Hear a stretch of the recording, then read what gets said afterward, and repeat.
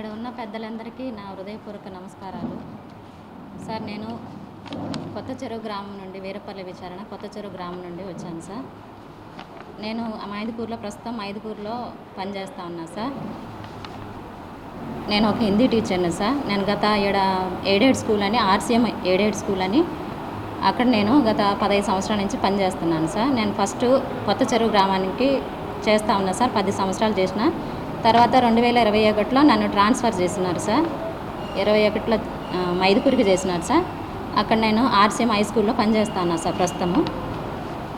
Sir, నాకు ఇట్లా court నుంచి మేము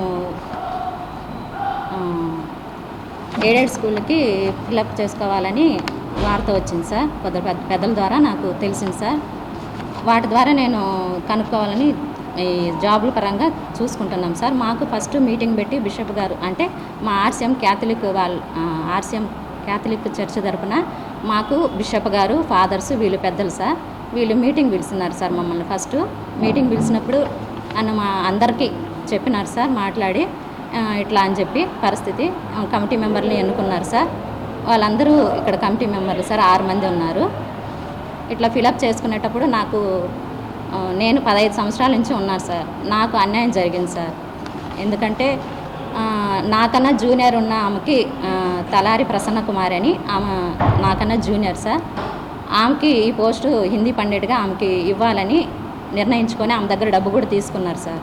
నాకు అన్యాయం జరిగింది సార్. దానికోసం నేను ఎంతవరకైనా పోగలను, మాట్లాడతాను. నా న్యాయం కోసం నేను పోరాడాలనుకున్నాను సార్. నా కుటుంబము నా జీతం పైన ఆధారపడింది సార్. నాకు 2 బిడ్డలు. వాళ్ళు ఏదో గవర్నమెంట్ స్కూల్లో చేర్చుకున్నాను సార్, నా స్తోమత తగ్గట్టు. నేను ఫస్ట్ ఈ స్కూల్లో చేరేటప్పుడు 1000 రూపాయల నుంచి చేస్తూ ఉన్నా సార్. 1000 రూపాయల నుంచి ఇప్పటికి 15 ఏళ్ళు చేస్తున్నా. నా జీతంతో నా కుటుంబమే ఆధారపడింది సార్. నేను ఒక వికలాంగురాలిని. నాకు ఏ అండదండ ఎవరు లేరు నాకు. నా భర్త, పిల్లలు తప్ప నాకేం లేదు. నా భర్త కూలి పని చేసుకునేవాడు సార్. నా జీతం పైన నా కుటుంబం కూడా ఆధారపడి ఉంది. కాబట్టి నన్ను ఈరోజు నేను సీనియర్ అయినా కూడా నన్ను పక్కన పెట్టి నాకన్నా జూనియర్ గుండాకి ప్రిఫరెన్స్ ఇచ్చి వాళ్ళ దగ్గర డబ్బు తీసుకున్నారని కూడా తెలిసింది సార్. నాకు అన్యాయం జరుగుతుంది సార్. ఇట్లా కారణం ఏం చెప్పలేదు సార్.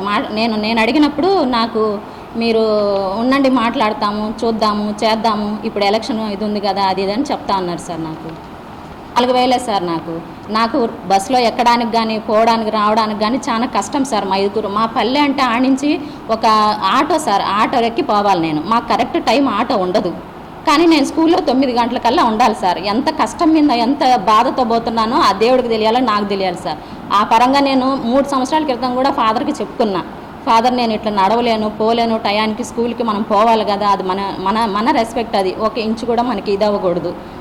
ఇదిగా ఉన్నాం కాబట్టి మనము పోవాలా రావాలన్నా కూడా, నేను పోలేని ఫాదర్ అన్నా కూడా మీకు పోస్టులు వచ్చినప్పుడు మీకు కావాలన్నా వద్దా అని చెప్పి కూడా మమ్మల్ని పంపించిండ్రు. సరే, నాకు కావాలని చెప్పి నేను ఎంత కష్టం ఉన్నా కూడా పోయి వస్తూ ఉన్నా సార్.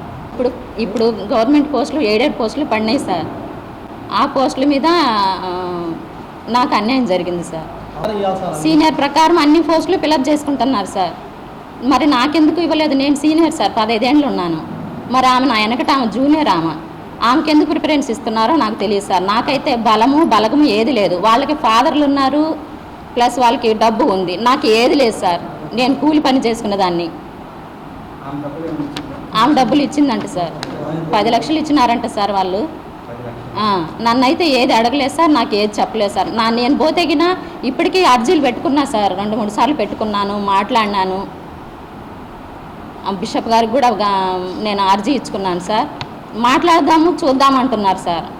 నాకేమీ మీకు ఇస్తాము, మరి మీరు ఏదైనా ఏర్పాటు చేసుకోండి అని కూడా ఒక మాట చెప్పలేదు సార్. నాకు రెగ్యులర్ టీచర్లు ఒక 100 పోస్టులు, 3కి సరిపోదు పోస్టులు. అప్పుడు నన్ను తొలగించి 2 అనేడు వాళ్ళని వేసినాడు. అక్కడ ఎందుకు వేసినావు స్వామి, నాలో రిమార్క్ అని చెప్పు, నన్ను ఎందుకు తీసేసినావు నువ్వు అని చెప్తే, నీకు ఏదైనా అవకాశం ఖచ్చితంగా మేము కోర్టు ద్వారా వాళ్ళు అరిచినారు. ఏమయ్యా, ఇట్టి చాకరీ చేసుకునే వాళ్ళతో నువ్వు డబ్బులు ఈ విధంగా చేస్తావా? ఎంత తక్కువ 600-700 జీతంతో పని చేస్తారు ఈ కాలము, ఎందుకు చేస్తావు, ఏందనుకుంటున్నావు అని అరిచితలికి ఆయన లేదు సార్, వాళ్ళకు మేము గవర్నమెంట్ పరంగా ఉద్యోగస్తులకు వస్తే ఉద్యోగాలు గవర్నమెంట్ ఫిలప్ చేస్తే మేము వాళ్ళ పోస్టు వాళ్ళకి ఇస్తాము అని నాకు ఒక ఆయన మౌలాలనికి ఆయనకు ఇద్దరికి లెటర్ ఇచ్చినాడు జాన్సన్ ఫాదర్. అప్పుడు ఏం జరిగిందంటే అప్పుడు డబ్బులు ఇంత పేమెంట్ చేసి ఇస్తున్నారు, చాలామంది పంపిస్తున్నారు. మేము ఒప్పుకోలే. 3 ఏళ్ళు చేసుకునేకి 50,000 ఇచ్చినారు, 16-17 సంవత్సరాలకు 50,000 ఇచ్చినారు. మేము ఒప్పుకోలే.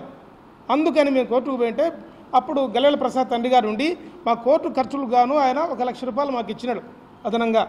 నువ్వు ఇంకా నెక్స్ట్ స్టెప్ వేయకూడదు, మీరు ఎందుకు మీ పోస్టు మీకు వస్తే ఇస్తామని చెప్పినాం కదా, ఇంత స్టాప్ అని చెప్పినాడు సార్. అప్పటి నుంచి కూడా సైలెంట్గానే ఉన్నాను, నోరెత్తకుండా. పోస్టులు వచ్చి పోయినప్పుడల్లా రాని ఇస్తామని ఇదే మాట చెప్పి ఆయన జాన్సన్ ఫాదరు. ఇప్పుడు పోస్ట్ వచ్చినప్పుడు తర్వాత మీకు సరే చూస్తామని చెప్పినాడు. నీకు టెట్ ఉందా అన్నాడు.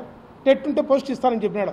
నాకు టెట్ క్వాలిఫై సార్ స్వామి, టెట్ ఉందంటే ఓహో టెట్ ఉంది అటనా, సరే అంటే నీకు ఏజ్ క్రాస్ అయింది అన్నాడు. ఏడెడ్ స్కూల్ ఏజ్ క్రాస్ చేయలేదు స్వామి, కనుక్కోవడం కావాల్సింది ఎక్కడ కూడా మేమంతలా కనుక్కోలేము, మా కాడ దానికి ఏడెడ్ దానికి సంబంధించినటువంటి డాక్యుమెంట్స్ మా అకౌంట్ అని చెప్పినాం. సరే అంటే నువ్వు డబ్బు కట్టుకోకపోతే 7 లక్షలు కట్టమన్నాడు.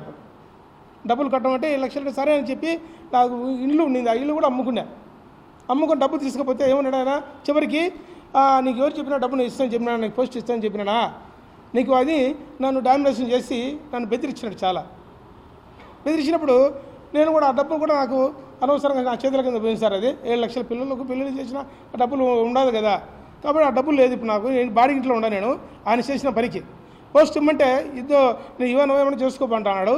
నేను 2000 నుండి 2017 వరకు 17 వరకు చేసిన సార్ పోస్ట్. నేను ఇప్పుడు అక్కడ సీనియర్స్లందరినీ తొలగించినారు, చాలామందిని కూడా తొలగించి వాళ్ళకి కావాలని వాంటెడ్గా వాళ్ళ బంధువులను వాళ్ళ అనుకూలం చేసి పాస్టర్లు ఫాదర్లు కూడా వాళ్ళకి ఇచ్చుకుంటూ పోస్టులు అన్నీ అలాట్మెంట్ చేసుకుని డబ్బులు కట్టించుకున్నారు వాళ్ళ దగ్గర. మేము డబ్బులు మేము కడతామన్నా కూడా మళ్ళీ వద్దంటున్నారు. నీకు ఏజ్ క్రాస్ అది ఇది టెట్టు ఏదో పెట్టి సాకులు చెప్పి చేస్తున్నారు సార్. ఇది చాలా దారుణంగా అన్యాయంగా అయిపోయింది. మాకు న్యాయం చేయకపోతే వాళ్ళ బిషప్ హౌస్ ముందరనే మేము మందు దాచి చచ్చిపోతాం. కాబట్టి ఇప్పటికైనా మనసు మార్చుకుని వాళ్ళంతా మా యొక్క ఆలోచన మా పరిస్థితులు గమనించుకొని వాళ్ళందరినీ కూడా చూసుకొని ఎవరి సీనియారిటీ ఎవరి కథ ఎట్లా ఏదో గమనించాలి. ఊరిక వాళ్ళు ఇష్టానుసారంగా డబ్బులు ఎవరు ఎక్కువ ఇచ్చే వాళ్ళకి అమ్ముకోవడము, వాళ్ళ బంధువులకు వాళ్ళ చిన్న అన్న కొడుకులకు అమ్మ కొడుకులకు వాళ్ళ నాన్నగారికి అందరికీ తెచ్చుకుంటే ఇది మేమంతా చూస్తే ఊరికే ఉండము. కాబట్టి మా పరిస్థితులు మేము చేసే పనులు చేస్తాం. మాకు ఏదైనా మాకు జరిగినా ఈ మీడియాతో మాట్లాడినవని మా పైన కూడా వాళ్ళు ఏదైనా అలిగేషన్ చేస్తారు. మాకేం జరిగినా బాధ్యులు వాళ్ళే సార్. కాబట్టి మాకు అన్యాయం జరగకుండా న్యాయపరంగా చేస్తే ఇప్పటికైనా పర్వాలే, లేక అన్యాయం చేస్తే మేము ఒప్పుకునేది లేదు. మా పిల్లలు మేము కూడా వచ్చేసి వాళ్ళ ముందరనే మందు దాగి ఏదో ఒకటి మా సావులు చూస్తారు వాళ్ళు. ఇప్పుడు ప్రస్తుత బిషప్ గారు ఆయన గాలిబాలి తండ్రి గారు, తర్వాత జాన్సన్ ఫాదరు, డీజీఎం ఆయన కాదు ప్రస్తుతానికి. ఇప్పుడు జాన్సన్ ఫాదర్ అయినా డీజీఎం సుధాకర్ ఫాదరు, ఆయన స్థానంలో ఉండి ఈయన అంతా మేనేజ్మెంట్ చేస్తున్నాడు. మా కుటుంబానికి మాకు కూడా ఎవరికి కూడా ఈ విధంగా చేసిన వాళ్ళకి ఉద్యోగాలు రాకుండా నేను ఎట్లా చూస్తా అని కూడా ఆయన ప్రగల్భాలు పలికినాడు జాన్సన్ ఫాదరు. కాబట్టి మేము కూడా చెప్తున్నాం, మాకేమైనా అన్యాయం జరిగితే మాకు ఇవ్వకుండా పోతే గిన మా యొక్క సాగు కారణం వాళ్ళే. కాబట్టి మేము కూడా మాకు ఏజ్ క్రాస్ అయింది, మేము కూడా ఎక్కడ కూడా మమ్మల్ని పనిలోకి తీసుకోవడంలే. ఒక టీచింగ్ బిల్ అయితే మేము బ్రహ్మాండంగా చేయగలం ఇబ్బంది లేకుండా. నేను కూడా కాలు కూడా కింద పడి ఆపరేషన్ చేసుకున్నాం, మోకాలు కూడా ఆపరేషన్